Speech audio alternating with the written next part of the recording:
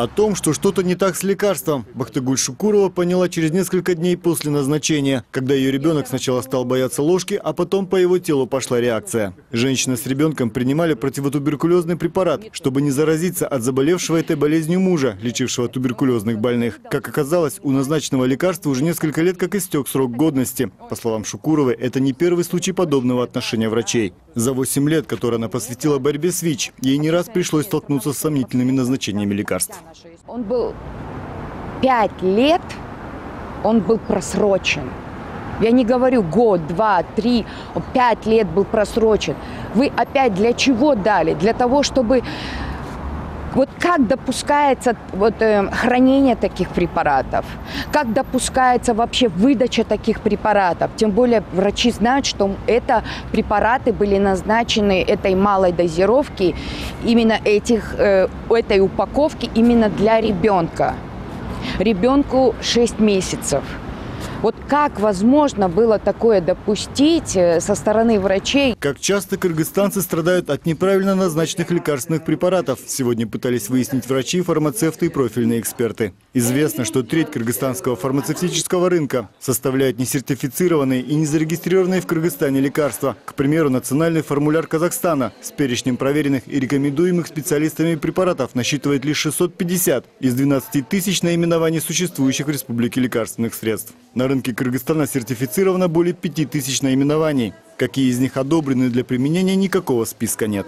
В последнее время еще больше увеличились жалобы пациентов, да, и увеличились осложнения, увеличился уровень летальных исходов из-за необоснованного назначения.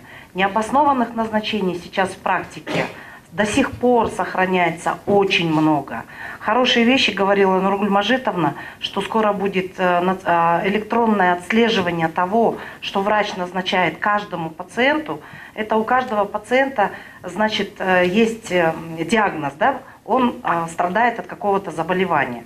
Вот к этому заболеванию на основе доказательной медицины четко определены, какие препараты принесут эффект, которые приведут к выздоровлению. По словам Барыктабасовой, данных о том, сколько человек погибло из-за неправильно назначенного лечения, в Кыргызстане нет. В заключении о смерти будет указана лишь причина, по которой человек умер. Но что привело, к примеру, к остановке сердца, медики не укажут. К примеру, в Соединенных Штатах Америки ежегодно от неправильно назначенного лечения погибает до 100 тысяч человек. Кроме того, проверить качество лекарственной продукции частных аптек надзорные органы могут только на 10-й день после уведомления об этом владельцев торговой точки. Когда нету на одного медикамента единого кодификатора или кода, да, скажем, мы не можем, такой бардак будет. Потому что пациент покупает в аптеках, не знает что, да, какие препараты доказаны, не доказаны. Врачи назначают препараты по клиническим протоколам или просто так назначают и так далее. Таких проблем очень много. Поэтому сейчас правительство создает такую единую базу данных, чтобы был контроль именно по движению медикамента. В перечне жизненно важных лекарств в Кыргызстане значится около 350 медикаментов, которые прошли проверку и приобретаются для больниц. Всего в Кыргызстане при этом зарегистрировано больше препаратов, чем в Китае. К примеру, если во Франции существует только 4 поставщика лекарственных средств, в Кыргызстане их 200.